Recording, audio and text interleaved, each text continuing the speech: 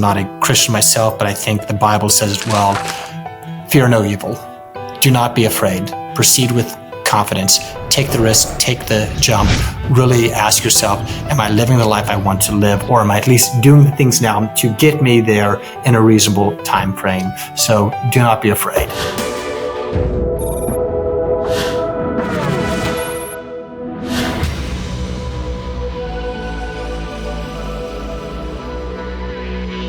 Welcome back to another episode of the 1% Podcast, everybody. I'm here, your host, Vin, and I'm Shane. And today we are joined by a giant, a titan in his industry. We have attorney Blake Harris, representing the largest offshore asset protection firm in the world and a top search in ChatGPT when you ask who is one of the best asset protection lawyers in the world.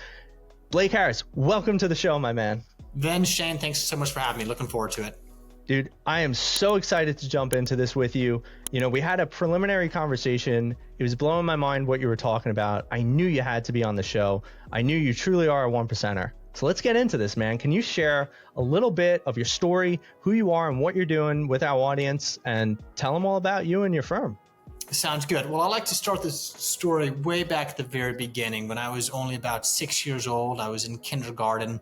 Each morning, our parents would give us $1 to go and buy lunch. And I realized if you didn't have the dollar, you would still get lunch. So after doing this for about 30 days, the school contacted my parents, said, you need to send Blake to school with $1. They said, what are you talking about? And the school, without my consent, went into my cubby, did what I considered to be an illegal search and seizure, and stole all of my assets. And that was when I realized accumulating wealth is not the name of the game. Though that's part of it, it's protecting that wealth.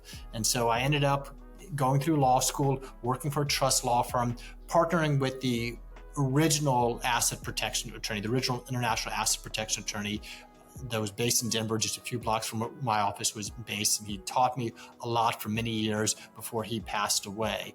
I've since gone out into the field, been to nearly 50 different countries, met with trust companies, protectors, bankers from all around the world, and have brought back what I believe the best possible solution to my clients for keeping their assets shielded from lawsuits and divorce. That's phenomenal. I love that it all started with $1 and the injustice of our school system. Correct. Carry that weight. It's exciting, man. So I got a quick question for you before we really get into the heaviness of all of this, because this is going to be such a loaded conversation. I could feel it. What does it take to be known as one of the top law firms? Like, how do you get into that position? How much work do you have to do? What kind of individuals do you have to work with? What does this look like? So it was a combination of a couple things. Yes, a lot of work. Myself, my team, most of us work 7 days a week. We're on the phone from 9 a.m. East Coast time until about midnight. We get out in the field frequently. Me and my team just got back from a trip where we traveled all the way around the world. I've taken members of my team with me on several occasions to Cook Islands, Nevis, Belize, Switzerland, everywhere we do business, we get out in the field. And I think that sets us apart. But the quantity of work we do is a lot more exaggerated or a lot more meaningful because of how niche focused we are. Now, somebody could do some Cook Islands trust, but if they're also out there doing basic estate planning and probate work and who knows what else, divorces, DUIs, car accidents, they don't get the same level of expertise that we have developed by being very narrowly focused. So yes, it's definitely putting in that elbow grease, but it's putting it in a very dedicated area. And that's really what's forced us, what has allowed us to rise to the top in our field. Why the Cook Islands? I'm just generally curious. So there's more than 24 international jurisdictions, and there's about 20 different domestic options for setting up an asset protection trust. As far as the domestic asset protection trusts are concerned, all of those are vulnerable to U.S. court orders. All of those are subject to being struck down based on an argument under Article 4, Section 1 of the U.S. Constitution, the full faith and credit clause, which requires judgments from one jurisdiction to be enforced in another jurisdiction. And the case law shows that domestic trusts are not nearly as protective as offshore trust. Within the offshore world, as I mentioned, there's about 20 or 30 different options. Of those 20 or 30 different options, there's only about 5 of those which routinely work with Americans. Cook Islands, Nevis, Belize, BVI, and Caymans, and Bahamas. So I'd say maybe 6. Of those, 3 of them I consider to be good laws. The other 3 I consider to be weak laws. BVI, Cayman, and Bahamas, they don't have particularly protective legislation, that they do go after the American market. Of the 3 which have good laws and they are glad to work with Americans, we prefer the Cook Islands because, number one, it's distance from the United States, its stability, the court system, the government takes the asset protection business very seriously. There are very good trust companies there. Belize has very good laws in place, but it's just simply it's simply a less stable place to do business. Nevis, and I was meeting with the president of the country a few months ago, has shown that they are committed to the asset protection business. And I think it's a very good option, but it does not have the history in terms of case law and in terms of time and the reliance on the asset protection industry that the Cook Islands does. So before we compare, United States trust compared to offshore trust, can you give an actual basic foundation of how to actually set up an offshore trust? Do I have to have offshore bank accounts? Do I have to have an estate over there, whether it's a secondary address? I can't imagine a primary address. Do I have to have any sort of status over there? Do I have to establish a corporation over there? Or can everything reside in the United States and I'm essentially just setting my trust up there? Okay, so first of all, you never have to leave home at any point during the process. You don't have to open a bank account offshore, though we do encourage it. We will put you in touch with the foreign trustee who will register the trust. The trust company will also want to verify that you're not a drug dealer or a terrorist. Once they realize that you're a safe person to work with, you'll register the trust. We do encourage opening an international bank account, typically in Switzerland. This allows us to keep the assets beyond the reach of the U.S. court system. In some cases, domestic assets, real estate, cash is held in a domestic account, but we prefer that outside the U.S. That way a court can't touch it. A U.S. court can't touch it. So is this the type of trust where it's overseeing all of my actual assets and I'm just the actual manager of the trust? So essentially, if I get sued, if I'm going through a divorce, which I guess are 2 completely different things, they essentially, if all of my assets are in the trust, this is the foundation of a trust, they can't go over everything that's under the trust. Is that correct? Laws still abide? So there's a few components that we should address there. And let's get back to the basics of a trust. There are 3 main parties to a trust. There's the grantor, typically the client, also known as the trust maker, the one who settles the trust. They hand off control to the trustee. The trustee has 2 main functions: to invest the assets, which they will invest as you direct them to, and they will make distributions, their other function, based on when you request a distribution. And then there's the beneficiary. That would typically be you as well while you're alive, and then after you pass, your spouse, your children, whoever else you would like to do it. So there's no real manager. There's the trustee who serves in the management role. The trust does not result in any real loss of control. You still tell the trustee when and how to handle your money. You are still the beneficiary. And the entire thing is tax neutral. It does not increase your taxes. It does not decrease your taxes. You do have to report to the IRS that you have an offshore trust. And we provide every one of our clients a detailed memorandum on how to complete those reporting requirements. Okay. So there's no essential tax benefits there. This is strictly here for liability. Correct. It's for protection from lawsuits and divorce. There are other benefits, such as it avoids probate, it avoids forced heirship laws or the elective share. But the primary motivation for setting up a offshore trust is for protection from lawsuits. If we did go to the tax realm, I'm just curious, if I put my business into a trust and I decided to sell that business, to essentially help mitigate some of the taxes that you come across when selling that entity, would there be any sort of benefits there because it's in the Cook Islands, because it's overseas?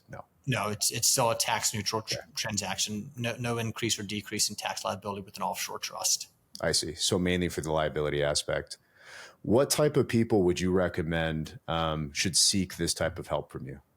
Well, Shane, the biggest misconception out there is that this level of planning is only appropriate for the super high net worth individuals. Right. That's very far from true. Let's take 2 individuals. We've got the first individual worth $2 million, the second individual worth $200 million. If both are sued for $5 million, the individual over here worth hundreds of millions of dollars, I'm going to say make no settlement offer, hire the best attorneys you can, fight this case. And if you end up losing, it's not going to have any real effect on your standard of living or quality of life. Now, the individual whose net worth is only $2 million, I'm going to say you need to talk settlement, and you need to talk settlement fast, because if they end up getting a judgment against you, this is going to have devastating results. So it is very important that you have a trust and the ability to negotiate, because that's essentially what the trust is. It's a tool that gives you the power to negotiate. If your net worth is somewhere between about $1 and $10 million in assets, those are the ones who really need the asset protection the most. And those are the majority of our clients. Now, we do have quite a few clients whose net worth is a little bit under $1 million, because there's other factors than strictly wealth, your overall risk exposure. And we do have a handful of clients whose net worth is significantly above $10 million, some sent millionaires as well. But majority of people setting up an offshore trust is simply $1 to $10 million. A lot of business owners, there's professionals, doctors, attorneys, accountants, engineers. We've been working with more and more social media influencers. You're out there broadcasting to a large crowd. There's going to be somebody who takes your advice, gets hurt, and then comes after you. So we do help people in the entertainment industry and social media influencers as well. But it's a wide variety of clients. The industry has changed. When 20 years ago, it was pretty much just doctors, but now it's people getting sued for all kinds of reasons. And lawsuits are very frequent in the United States. There are thousands of lawsuits filed every single day, millions of lawsuits filed every single year, and billions of dollars ordered to be paid out in judgments every few days. Now, I know a lot of people personally, including myself, that already have trust set up. And there's a wide variety of trust out there, which is crazy. And it really just depends on what your goals are and what you want to do with it. So if somebody like myself already has trusts that are set up that are not offshore, do you do any sort of like reviews? And then I know it's hell getting out of those, at least for some of those trusts that are currently established already. So do you do anything with people that are already established with certain trusts and then looking to make a transition? Yes. And I don't know that it's necessarily hell getting out of some of the current trusts. Some are simple revocable trusts, which of course offer no protection from lawsuits, but they're actually very easy to amend and readjust. Some irrevocable trusts have provisions in them that still allow them to be amended or relocated, or there's a possibility of taking a domestic trust. If you can get all the beneficiaries to agree and the trustee to agree, those assets can be poured into another offshore trust. Definitely not always, but there's usually a way that we can take a domestic trust, tighten it up, and move it offshore. And you're saying strictly there is just more liability protection comparatively to what the United States Trust already established. Well, Shane, let's take a moment and think of it from a plaintiff's perspective. If you are going after somebody's assets and that money is sitting here in the United States and the trustee is somewhere here in the United States and they make you a settlement offer, you'll consider it, but you're probably going to say, no, everything here is within one order from the court of being handed over to myself. Now, if they tell you that the defendant has their assets controlled by a trustee in some country where your attorney probably can't even locate it on the map, the assets are held over in Switzerland, a very safe banking system, and that in order to bring a case, number one, the U.S. attorney is not going to get paid on it. So they're going to be encouraging settlement because they don't get any contingency fee. They don't get any hourly fee in the Cook Islands. By law, only attorneys licensed in Cook Islands or New Zealand can practice in the Cook Islands. On top of that, you have to win your case in the Cook Islands by a standard of beyond a reasonable doubt. So if somebody's won their case in the United States by preponderance of the evidence, 51 to 49, they have to go over to the Cook Islands and win their case by a standard of basically 99.9%. It's a much harder burden to win. The history has shown that when the trust is set up properly, the Cook Islands has never once seen a trust fold. And because this, plaintiff attorneys generally are much more willing to take a settlement offer than take the risk of going over to the Cook Islands and losing. I knew I was going to get in the weeds. Sorry, Vin. I'm sure you have some other questions here. No, you're good. Yeah, I'm just sitting here. I'm like, I got questions upon questions. I already forgot the other questions. I got these ones. So I can't wait to set up some time with you, and see what we got and see how you can help me already. So this. Well, let's say somebody wants some Pokemon cards from you. How are we going to handle that? Well, Well, assuming that we want to keep the Pokemon cards in your possession and as a nice background for this podcast, we do need to find some way of making sure that it's not considered a valuable asset. So might need you to borrow some money. Let's say Venn can loan you $25 million to cover the cost of all of those Pokemon cards. So you will take out a lien up against the Pokemon cards. And the same thing can be done for a car or a home or a boat as well. The proceeds from those liens, you would then put into an offshore bank account in the Cook Islands or Switzerland. And when someone comes to sue you, they can say, oh, well, we want to take your Pokemon cards. And you're going to say, that's fine. But before you do that, you have to pay Venn $25 million. And they're going to say, well, instead of that, why don't we just take a settlement offer of $500 and move on? So I'm curious about this. This is all phenomenal stuff. It sounds like it's massive protection for anyone involved. But I have to wonder, man, what are some of the nightmares in your industry? Like, what are some of the downsides? What are some of the dark stories where like people are going after you and chasing you across the globe? Like maybe not you, maybe a client, maybe a story you've heard. Like, what's some of the dark history in this industry? Well, some of the dark in his history. How do I approach this one? Well, let me step back. I mean, in terms of the downside of setting up trust, it's a different pricing structure than a domestic estate plan trust, which may cost you $3,000 to $5,000. An offshore trust is going to cost you more like $20,000 to $40,000, and there's annual fees on that of around $5,000 to $10,000 a year. With that, though, you get much better protection and you get everything that you get with a domestic estate plan. On top of that, there are IRS reporting requirements. You do have to report the trust overseas.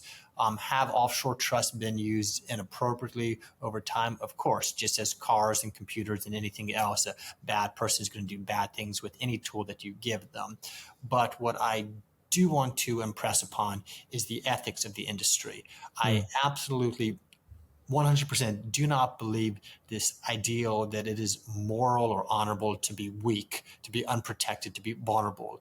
I think just the opposite is true. I think the stronger you can make yourself, the more that you have to protect yourself, the harder it is for someone to take away your freedom, which is essentially what your money is. It's your freedom to be around the people you want to be around, take care of the people you want to be around, be where you want to be. And without protection, freedom does not exist. So I would say that it is an industry that I take very seriously, the integrity that my firm has and the integrity of the people we work with. It's the reason that we only work with the most reputable in the industry. Is there any risks with setting up a banking system with the Swiss? Being not a citizen of Swiss, I'm worried that frozen assets, and if we're talking about a complete transition of assets, right? All of my money, all of my businesses, all of my personal wealth is going into, an offshore banking. I feel like that's probably my biggest thing. And then also, um, as a business owner who's been reporting pretty well and let's just say paying the IRS very handsomely every year, I feel like the last thing that I want to do is show any sort of, wouldn't say a red flag, but show any sort of, hey, I'm making this move. Okay, cool. Let's look into Shane a little bit. Once again, I'm very ethical. Everything is done the right way, but it just seems like that extra noticing doesn't seem like something that I want to do. I think Am I Shane frozen? cut off, but I'm going to just answer his question based on the information that I Yeah, just. yeah. Don't worry So about it. We'll edit it. so Am I there's here? there's two components. As far as the audit is concerned, you do not increase your chance of being audited by creating an offshore trust, provided that you properly report it. The IRS actually sees that as a sign of compliance. As long as you are complying with the IRS requirements, they actually like to see that. There's no punishment. The IRS is not more likely to audit you if you have an offshore trust. In terms of the banks that we work with in Switzerland, the banks that we recommend are actually safer than most American banks. The banks we work with, they don't allow outside investors who pressure management to take risky bets. They don't engage in prop trading or investment banking. They also keep a lot more cash on hand. An American bank might keep 5 to 10% of its cash on hand. These banks are keeping 25 to 40% of their cash on hand. A lot of the problem that I see, or a lot of the hesitation that the biggest hesitation I think comes from the fact that what I'm about to say doesn't apply to the three of us. It doesn't apply to the listeners of this podcast, the viewers of your podcast. But for the most part, Americans can be very narrow-minded. Most Americans have never left the United States. Those who have, most haven't gone beyond Canada or Mexico. But for the entrepreneurs and business owners and the individuals who are going to see the most success in the decades to come, they are willing to look globally for solutions to their problems. And you can find better food outside the United States. You can find better regulated trust companies outside the United States. You can find better banks outside the United States. You can find better wine outside the United States. If you really want the best of what the world has to offer, you need to think globally. It's very well put. I like that. That is interesting. So in some degrees, it sounds like it's about finding the best assets that you could have, right? Sourcing it internationally and then seeing how you could fit in that. Is there like a way of matching that? Like I have a friend who's an SVP at Morgan Stanley, and she does alternative investments, right? So she'll get you into like a record label. Is that something that you guys support with? Like how do you also get involved in this process as opposed to just people setting things up? Like what are some of the ways that you actually support in this journey of helping people with asset protection, wealth management, et cetera? So a big part of the reason that clients choose to work with my firm is because of our international network. And I'm always looking for more tools to add to our arsenal to benefit our clients, whether that is finding new banks. And I've as simply as walked into banks unannounced before. I've cold called and used connections to get into banks around the world, finding different investment opportunities, ability to buy real estate in other countries, different ways of keeping your custody for your crypto. So I'm always on the search for ways of increasing tools and increasing the Rolodex that my firm has. And I'm quite certain that nobody else in my industry has a network that comes close to what my firm has. What did it take to build that, man? That's got to be years of freaking grinding the pavement. Like we have a lot of entrepreneurs on this, on this channel. We've talked about networking extensively, and network is massive. Can you give us a few of your key tricks and tips to like networking and building these phenomenal relationships and building such a powerful network as an asset? So I think where you started, Ben, is a very good point. It's grinding. For the size of the people, the number of people who I consider in my network, I probably have 5 times as many people who I've met with and decided they were not going to be somebody who I was going to be recommending, who we were going to be working with. And it really took some time of getting the network going was the hardest part. The first few introductions, the first few attorneys who would give me guidance, the first couple of CPAs. But then once you have that base network, I very much rely on them to help make other introductions. And then as I've found other people, I've brought them back to the people who've helped me along the way. But that core network of people I trust, I relied on them quite a bit to get their recommendation for whether other parties out there were worthwhile for working with. So I look to the reputation. I also feel it's very important to trust your gut. What does your gut instinct tell you? It's very rare, if ever, that the gut proves you wrong. And then we will start by working with them in a smaller way. We won't necessarily hire them for something big, but test them with a few emails, see how responsive they are, see how professional they are. And then over time, trickle some smaller projects to them and let them prove themselves. And so it's a combination of their industry reputation, it's a combination of the gut feeling, and it's a combination of how well they simply operate, how well we work together. It has, as I said, been easier as I've gotten farther along, as my social media presence has grown. I'm over 20,000 Instagram followers. I'm over 250,000 TikTok followers. People reach out to me more often, and that actually is quite fun. I've had people contact me on LinkedIn. Blake, we've seen your videos. I work in an adjacent industry, and sometimes when the right person comes along, I had an attorney contact me about a year ago, a cold message through LinkedIn, and with a month I'd sent him 3 different clients. It's not everyone who contacts me gets that much business right away, but if it's the right fit, I love having it. I love doing it, and I guess there's a passion for it. I grew up watching my father grow his law firm within the city that he lived in. It's completely different type of law, but I learned early on the importance and the benefits that you get from not being afraid to reach out to people. And everywhere I go, I'm talking to people, whether I'm at a bar in some foreign country. I don't necessarily always stay at the fanciest hotels, but I'll stop by and have a drink. And it's a very easy way to sit next to somebody, wait a moment, don't walk up and start chatting right away, but after a moment, reach over to them and just say, where are you from? And the nicer place you are at, the more open people are to talking to you and inviting you into their life and to do business with you.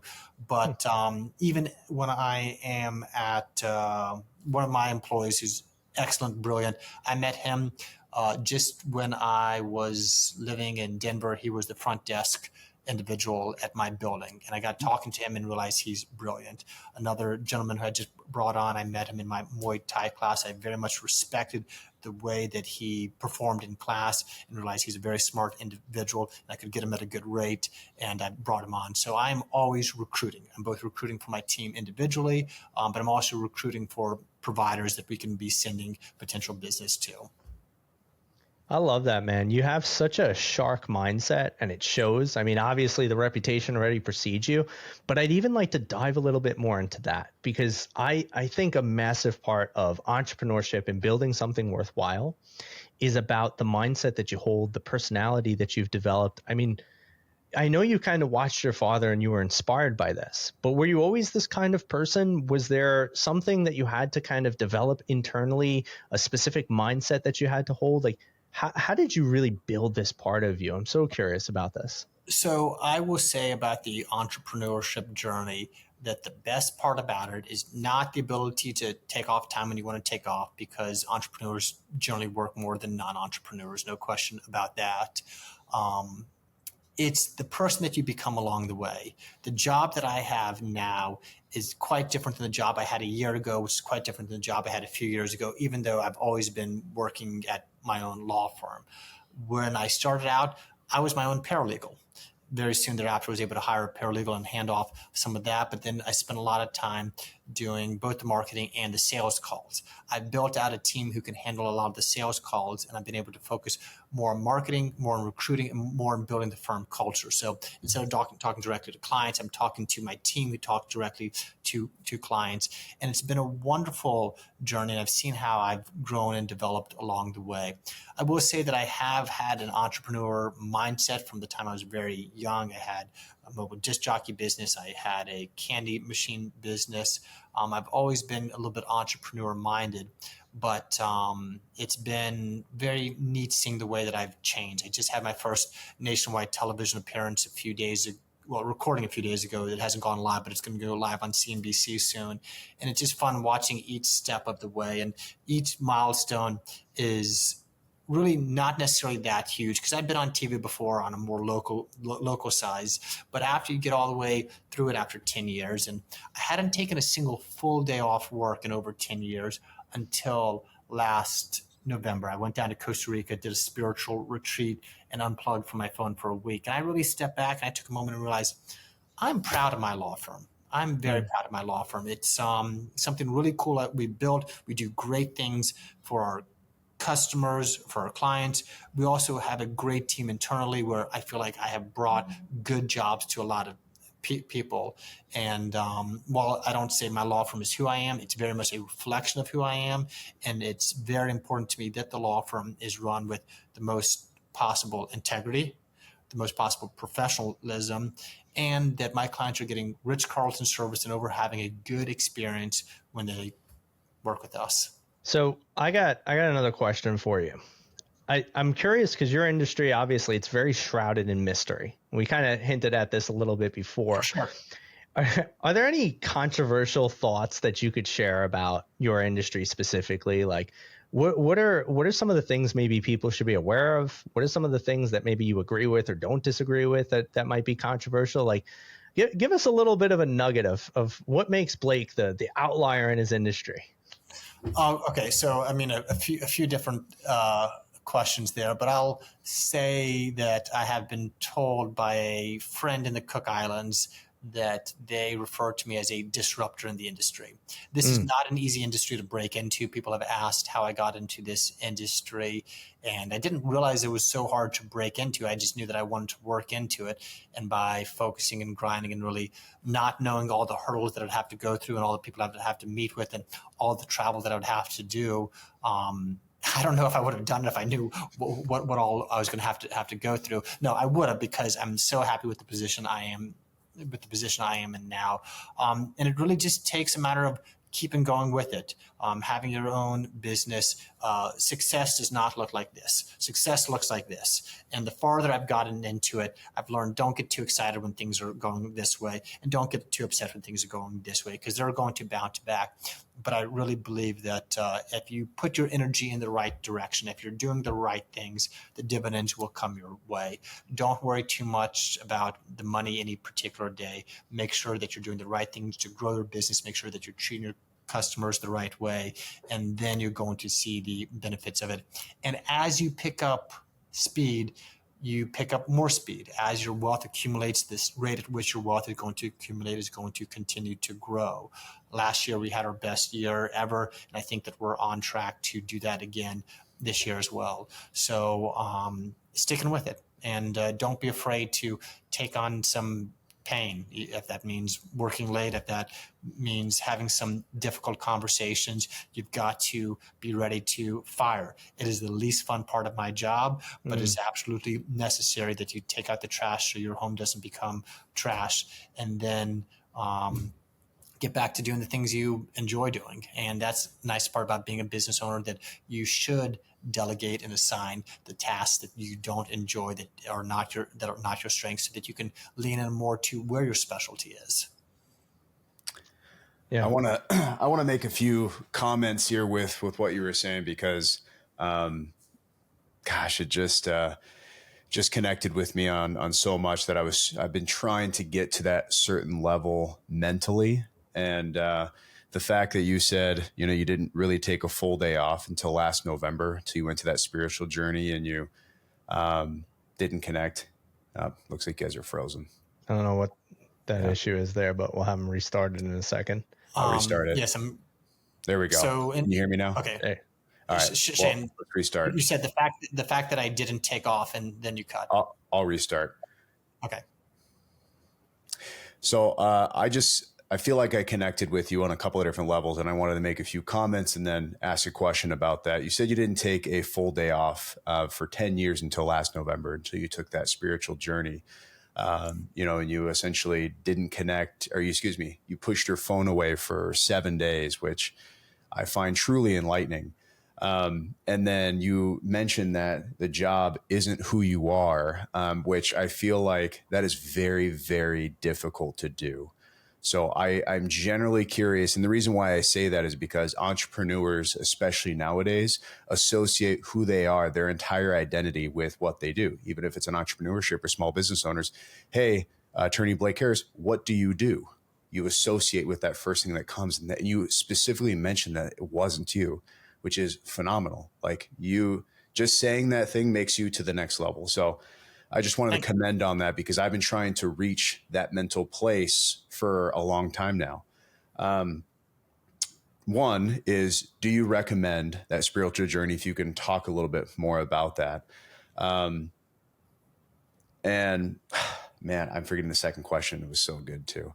And the second one's going to have to come, and hopefully I can, think of that question again. But just cut this and start over asking him the question. Yeah.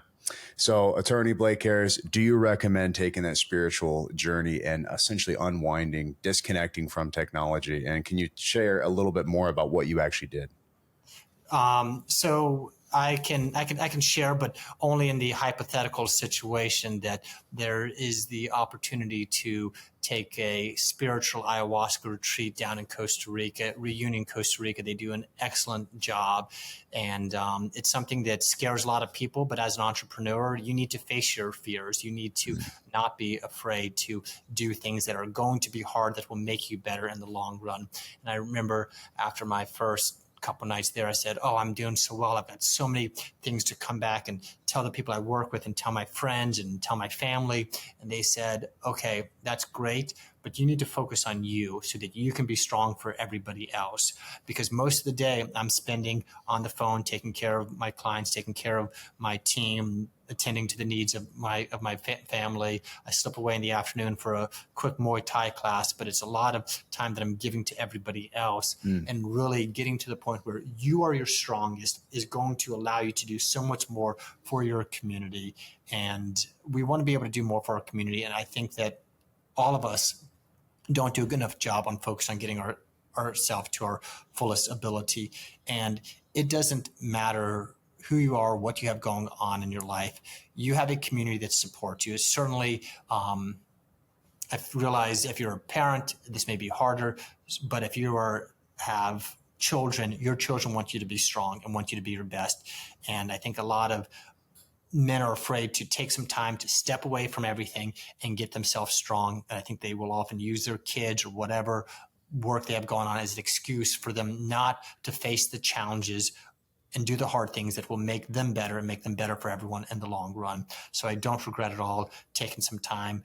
Spirituality, I don't know that it's something that is appropriate for or right for everyone to fit into, or maybe not everybody is at the point in their life where it's right for them to fit into.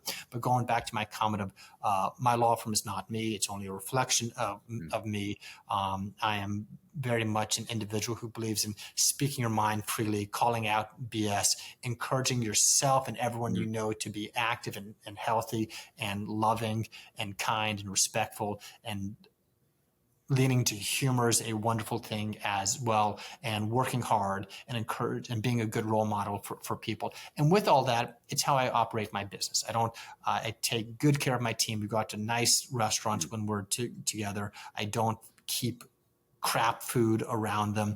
I don't, and I encourage them to take breaks and take naps and take rest as possible, because it'll make them better employees, because it's the right thing to do for people. I really love that, because I could see how this carries through in your ethos. And you mentioned that in your firm, you carry a Ritz-Carlton-like experience. And I'm just curious, because you're mentioning this, and it's really bringing up a great question about leadership. Like, what are some of the things that you do to ensure that people who come and work with your firm get a phenomenal and memorable experience through your leadership that you've built within the company and its ethos? So we run a virtual practice. I have an employee as far west as the Philippines, as far south as New Zealand, as far east as Austria and Europe. We've got people gathered throughout the United States, and I love that I'm able to do this because it allows us to pull from town, from lots of different places, to more easily cover different time zones, to give my employees more time with their own family, less time stuck in traffic commuting. However, I'm a big fan of in-person meetings and phone and FaceTime calls as well. So there are several members of my team who I call every single day. There's other members of my team who I call more on a weekly basis. I want open lines of communication, and we get together in person from time to time, at minimum twice a year, depending on who we're referring to. I may see them more often than that. And we want to make sure that things get very well flushed out. With an email, you answer a question. With a phone call, you might answer a question with some context. With a Zoom call, similar to a phone call, maybe you'll share a little bit more about what's going on in your life. But when you're actually in person with another person, when I'm spending an entire day with a Swiss banker who we've closed a ton of business together, but we take the time just to go out to lunch, you're going to notice that more comes up. You share more about your life. You understand that, oh, this person's not going to be available at this time because they're attending to their kids' needs, or this person is very motivated or driven by this type of thing, or another employee has an interest in something else which may match well with the client. I'm a big fan of building that culture, and I think that a lot of people, they do one of two things well: in-person networking, we'll call it, or in-person marketing and online marketing. But where people do one well, they tend to not be very good at the other one.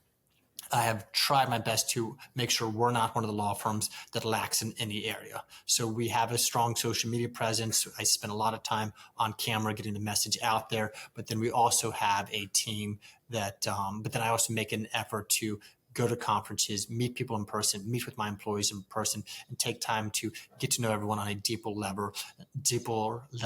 And that is what really builds trust and loyalty. You are one hell of a leader, Mr. Blake Harris. Thank you. Can I ask one more question before we wrap it up? And hopefully my internet connection doesn't cut out here. So I'm generally curious on what your core values are and what motivates you. What my core values are. So I would say that there's a few pillars of our law firm. Above all else is integrity. I've said, I don't care if my law firm ever makes $1, I'm going to live an honest life. With that, you're going to make more money in the long run by operating from a point of honesty and truth. Professionalism is very important as well. I don't want there to be a law firm that is more professional than us, that is more responsive than us. I also like that we have a very comfortable, relaxed feeling to us as well. People come to me because they're stressed or nervous about a lawsuit, they're worried about a pending divorce. And if you talk to an attorney who's also frantic, that's going to turn you off, and that's not doing a good thing for you. So I want clients to feel the utmost peace of mind from the first time they visit our website, first time they see one of my videos, up through the process of retaining our firm, and then throughout the time that they are a client with us. So I think that's a very important principle as well. And then clear communication with clients, clear communication within the team as well. So integrity, responsiveness, professionalism, comfort, or a more relaxed manner without compromising anything else, and clear communication. I love it. Well, this leads very properly into the next few set of questions, because my man, we're almost out of time, but it has been phenomenal having you here. So I got to make sure we ask you these standard questions that we got. With that being said, the name of our podcast is the 1% Podcast, not because of the fact that we are billionaires yet, but because of the fact that we believe that there is a way to be a 1%er in every aspect of life. There's a 1%er in every category, because there is always somebody that is exceeding greatly. And so the question for you is, what is your version of a 1% life? I think a 1% life, you are set apart from the masses by doing two things. Developing a pain tolerance, whether that's the reasons we discussed earlier, a lot of work, but also a lot of rejection. For every trust company that we work with, there are 10 trust companies that I went through, and either they rejected us or we rejected them.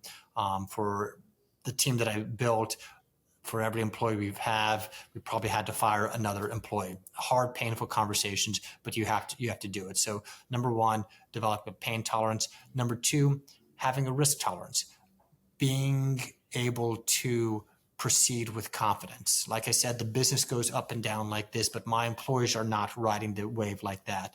Their wave is this. It is more consistent, and they see it in me. And with a risk tolerance, or you build your ability to take on risk based on your confidence, your belief. If I didn't believe that I was going to be getting another 50 clients between now and the end of the year, I wouldn't be able to continue to invest and go on and advertise the way that we do.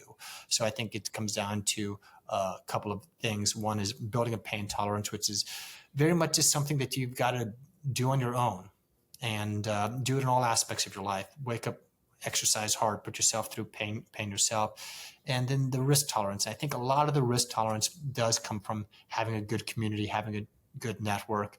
I know that if I lost all of my business tomorrow, it's still a long time before I'm sleeping on the streets. I've developed friends and family who know that if I were to fall down, that I'm not going to stay down. And because of that, it's really been a huge part in helping me to rise in my profession as I have. Amen. Beautifully said. I love that. And so true. If you have a phenomenal circle of people around you, you can never fail, because relationships are rocket ships and they'll take you everywhere you want to go. Very, very good, man. Question number 2 for you. So what is the best piece of advice that you've ever received that has helped you personally or professionally? So that's kind of tough, because at different points in my life, the best piece of advice is something different than at different ages. I would say for someone who's young, they're in school right now, it's unlikely someone's going to turn around and give you $10 million to go and start a company. But what you can do when you're that age is get yourself into legal trouble and screw things up for you. As people get older, and I've seen this with some of my peers, they get to a certain point in their career, they get through school, they get the good job, they get the promotion, and then they level off. They're afraid to really take the next step, ask for the next raise, demand the next promotion, or go out on their own. My advice, and I'm not a particularly religious person, I'm not a Christian myself, but I think the Bible says it well: fear no evil. Do not be afraid. Proceed with confidence. Take the risk, take the jump. Really ask yourself, am I living the life I want to live, or am I at least doing the things now to get me there in a reasonable time frame? So do not be afraid. Love it. It's the essence of entrepreneurship. It's, what do they say? Courage is not the absence of fear. It is acting despite the presence of it. I like it. Love it. All right, my man. Final question for you, and the most important one. How could people get connected to you? How can they get involved in your ecosystem? What are ways they could reach out and get, in touch with your firm? Is there anything that they could do in order to just, be a bigger part of your world? Blake Harris Law. That's all you need to know. BlakeHarrisLaw.com. TikTok, Facebook, Instagram, X, all the major platforms. LinkedIn at Blake Harris Law. Reach out. Happy to discuss whether asset protection is right for you, or there's some other way that we could work together. I love it, man. Well, thanks so much for sharing such amazing insights on our show today. Really looking forward to publishing this episode and having deeper conversation with you. Please stick around for a minute after the show. We have another thing or two to talk to you about. Okay. And, thank you so much for sharing all of your wisdom with us. My pleasure. Of course. So guys, you have it here. This is another episode of the 1% podcast with the world-renowned attorney Blake Harris. Make sure to check his stuff out. Go be a part of his ecosystem. You won't be disappointed. And if anything, check out the socials. He's sharing all of his info for free. It's a steal, people. So get out there and let us know what you thought of the episode. Don't forget to like, share, comment, subscribe, and tell us, are you going to go and get yourself an account in the Cook Islands? Are you going to go set up in Switzerland? We'd love to hear from you. Eager to hear more of your responses, and we'll talk to you soon. As always, I'm your host, Vin, and I'm Shane. And that was Blake, everybody. See ya. Bye, guys.